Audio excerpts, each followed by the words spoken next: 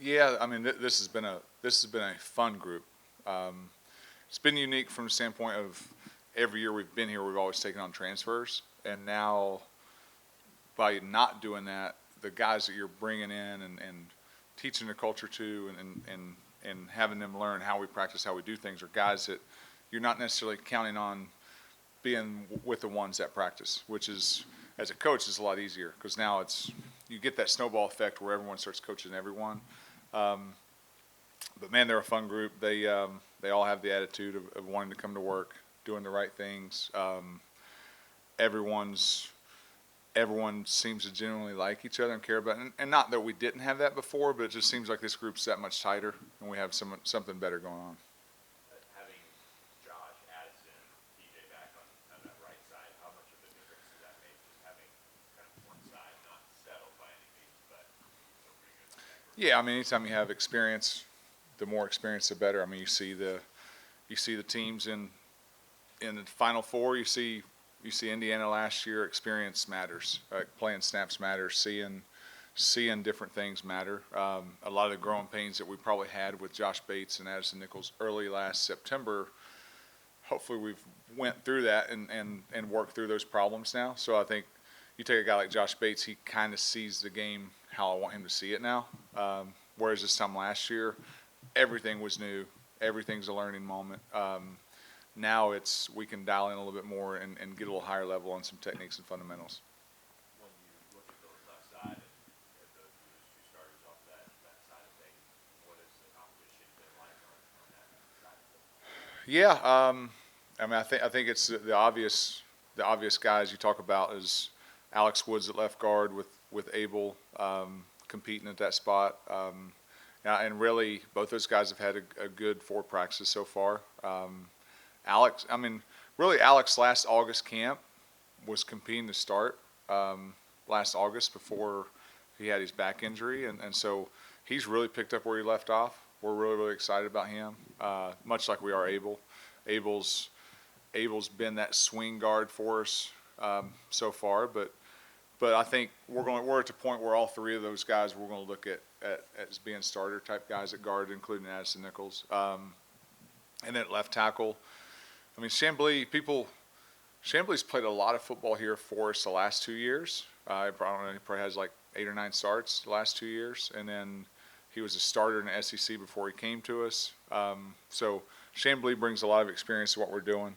People forget the fact that no one could really block Miami's defensive ends last year, and Andrew Chambly was a starting left tackle for us from the second quarter on last year in that game. So Chambly's got it in him. We got to get some more consistency from what he's doing, and then Draymond Odoms is coming on strong. I mean, his December last year was really, really good. Like his bowl practices and bowl prep was really, really strong, really, really good. Now he's kind of taking it one step further. So I think we have we're starting to get a heated battle right there with Chambly a little bit ahead, but a lot of it's just from experience and consistency. The thing we tell them in the room is Draymond's good. If it's consistently good, it's probably better than anyone in the room. So can we just get that consistency all the time from him? But that's a good battle. And much like I said at guard, I feel that all three of those guys can step in and help us win games, including PJ. What's your assessment of your freshman group that you have 4 from 5, I think, on campus already? Yeah. Well, Toa's out right now with an injury, so it's hard to get a true eval on him. But I love the fact that he's engaged in our meetings. He's staying involved as far as being part of the group. He's trying to get the work in he can. And really, for a big guy, hasn't really gained any weight with an injury. So most big guys, when they have a surgery, they want to hibernate and gain 20 or 30 pounds, and he hasn't done that. So that tells me that his mindset is in the right place. He's focused. He's locked in. And we fully think he'll be cleared after spring and can go and progress. I think with the other 3 freshmen, you're seeing guys who were playing high school just a few months ago. That's what it looks like. We're high on all 3 of those guys. We think they'll be good players. It's just what does the time frame of when they figure it out and get it. I would say of the 3, Evers is ahead right now of the 3. And you see Drew, we've played him at guard some. Today I bumped him out, let him play right tackle some. So we've asked him to do a lot, and he's kind of stepped up to the challenge in a lot of ways. And I think the thing with Drew is he's such a good athlete that even if he may make a mistake fundamentally on some stuff, he's such a good athlete that he can recover. Whereas maybe the other guys, they don't have that yet. Max Wright is very much of a technician, got to be perfect, everything's the right way, and that's the thing we're working through right now is football. Very times on a play is everything the right way. So just getting him to just loosen up, cutting it loose, doing those things all the time. That's probably the biggest challenge with Max. But he's going to be one of those guys where the defensive coaches are joking, and he's wearing 71, where he's like, you better get 71 now because once he figures it out, he's going to be really, really good. So, but he's still figuring out along the lines.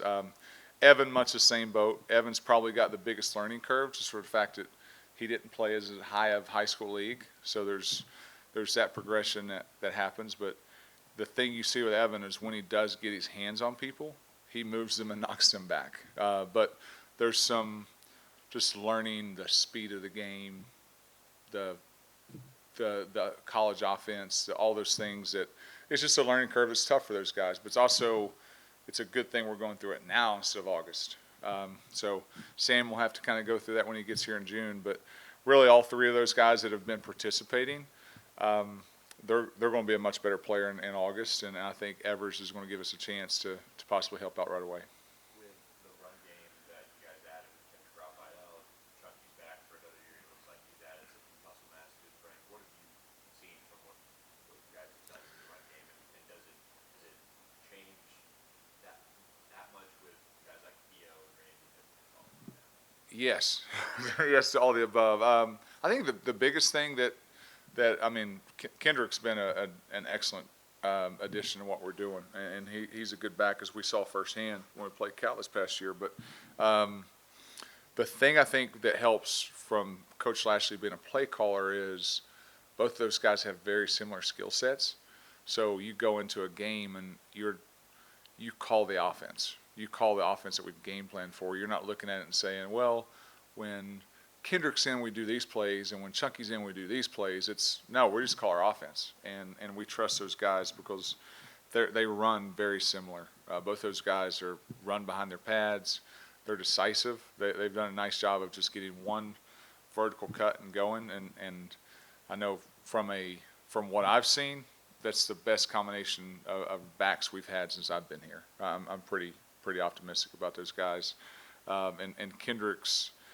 You talk about guys who played a lot of football. You can tell he's played a lot of football. The questions he asks are higher level questions, and then in turn, that's going to make guys like Dermecco a lot better, just because they have that experience with them. And then you talked about Randy and Theo, like those guys. Again, those are experienced guys who played a lot of football. That's an extra element that's just going to make the run game that much better. So I think you talk about the right side, the experience they have. I mean, you still have Chamblee and Alex Woods who have been in this system for 3 years. The experience at the backfield, the talent of Chunky along with the tight ends in there. It's allowed the run game actually to be probably furthest ahead it's been this time along the timetable in spring ball. For this group to be that group that you guys did go out and add a transfer, you guys bring in the high school guys that you guys signed. How special is it to see what has been a long process to get to this type of level where you say we're good? Yeah. Well, I think that's at some point you have to just take the training wheels off from the standpoint of we can't always just rely on transfers. Sometimes we got to say, hey, we're recruiting and we're evaluating and we're signing guys. When are we actually going to coach and develop those guys? So this year was a year we decided to do it in an offensive line room, and I feel like we've finally got enough accumulated talent to where we can do that. We don't have to, like in years past, we had to bring in a Logan Parr, and he had to start right away. Now Drew Evers doesn't have to come in and start, but Drew Evers is going to get quality reps and quality experience to give him a chance to develop within the system and play probably sooner than other places because they do sign 3 or 4 transfers. So I think we want to be a developmental program in the offensive line. If I'm doing the job I'm supposed to do, I'm supposed to coach and develop these guys. a major interest in having someone else develop guys, and then I get to claim them. I would like to develop them as our own within the program. And I think you see now, like in 2 classes ago, with Drew Hill and Draymond and Abel, like those guys, those 3 guys were the start of it. And then the 5 guys we signed this year. Now you're looking at 8 guys in the last 2 years who are all going to compete to be in the 2 deep right away when they come here. I think it gives you a good foundation for the future to where now you don't have to stress out about trying to go get other guys. Now they can't leave us. If they leave us, now you got to address that. But also, I think that we really haven't had a big history of guys leaving us because of the culture that Coach Lashley creates within the building. But one guy I don't think we touched on probably enough was Abel. Just his second year, he played a lot last year. You know, we kind of talking about what we've seen from Abel. Yeah, I think Abel, probably very similar when we're talking about Odoms, and it's probably where he's at progression-wise is his good is really, really good. There's a consistency element that has to take place.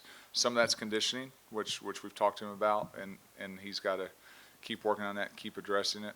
Some of it's just the lack of experience. But it's kind of like those guys, we still forget they've not even been here a full year yet, but you see there's a flash. You're like, oh, wow, that's really good. Oh, not there yet. Oh, wow, that's really, that's kind of what you see with Abel and Draymond both is those guys flash. Again, I think Abel's high end, once he gets where I know he's going to get to, I think he's an NFL guard. I know he's an NFL guard. It's just the progression and how he comes along with it. But I know that by the fall, whether he's one of our starting guards or whether he's our third guard, Abel's going to play a ton of football for us. There's going to be a couple games where he's going to have to start for us and play. Really, really high about that kid. Love that kid, and then excited about his future here. Just lastly, the kind of tweaks to the coaching staff with Casey Woods leaving and with Kyle Cooper now being more involved as run game coordinator. What's that the process been like for you guys adding Coach Dodge? Yeah, the cool part about it is, or I would say the easier part about it is for Coach Lashley is that, Coach Cooper's been with him near 10 years now. Myself and Coach Likens are going on our 7th year together.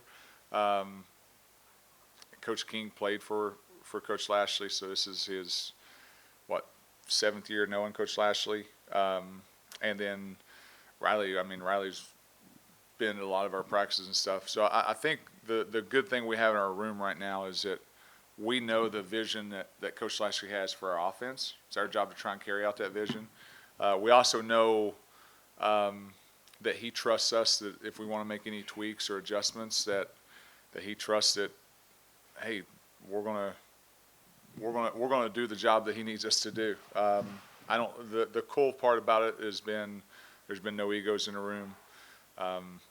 Everyone knows that this is Rhett Lashley's offense that we're all a part of, and we have a small piece of it to get it carried on. And it's been cool to see Coach Dodge come in the building, bring some fresh ideas to what we're doing, and he's doing a great job as far as mentoring those tight ends and really, it helps. He has 2 really, really good players, but you're also seeing the development of a guy like Tripp take that next step because I would like to think because of Tripp's hard work and also because of Coach Dodge's mentorship on that. But now you're seeing, though, De'Aaron King get a chance to call plays within practice. Kyle Cooper last Saturday had a chance to call plays within practice.